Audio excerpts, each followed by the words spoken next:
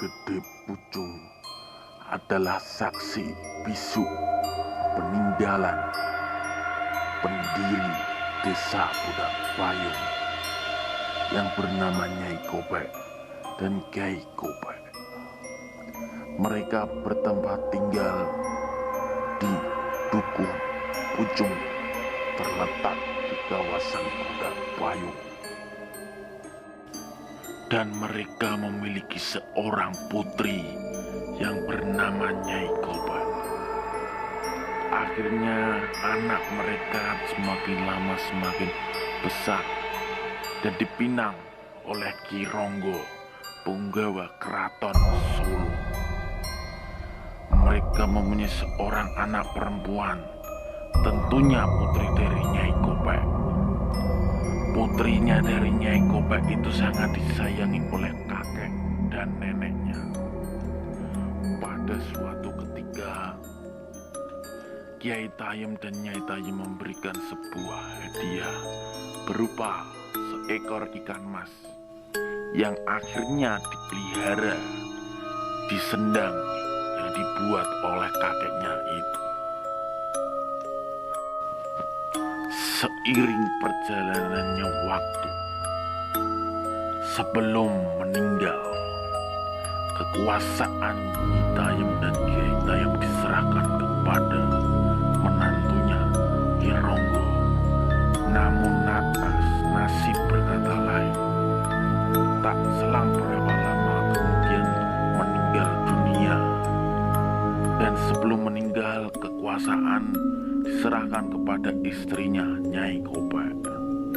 Dan akhirnya setelah menjadi janda, ia dan anaknya selalu berjalan mengelilingi duku-duku tersebut.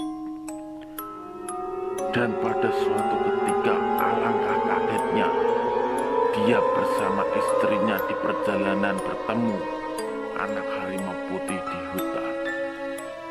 Nyai Kopek dan anak harimau putih ini dipungut dan digendong juga serta disusui bersama putri tunggalnya. Pada suatu ketika, anak harimau ini tidak cukup banyak minum susu.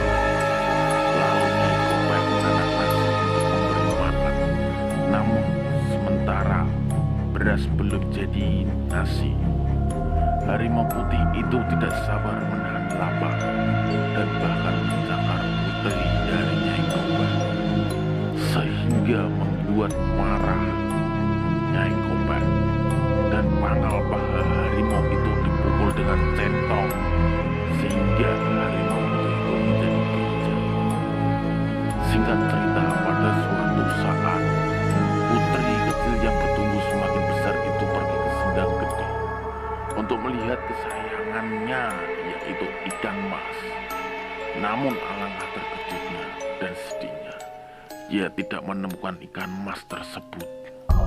Kemudian ia mencari di sekitar tempat itu dan ia menemukan duri, ikan mas yang habis dibakar oleh seseorang yang tidak diketahui.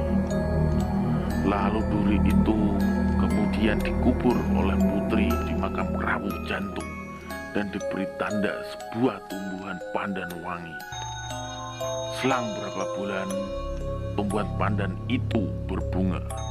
Bunga itu namanya Budak. Dan anehnya, bunga pandan tadi berbentuk seperti payung.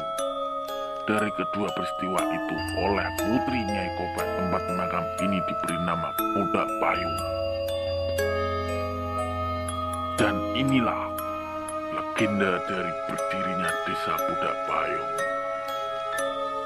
Setelah putri Nyai Kopek merasa sedih dan sangat kecewa karena kehilangan ikan mas yang disayanginya, akhirnya putri Nyai Kopek meninggal dunia mendahului ibunya, sehingga dalam ritual sendang pucung, masyarakat selalu memberikan ayam yang dibakar untuk peringatan atas matinya ikan mas milik dari putri Nyai Kopek tersebut. Begitulah misteri berdirinya desa pedang payung.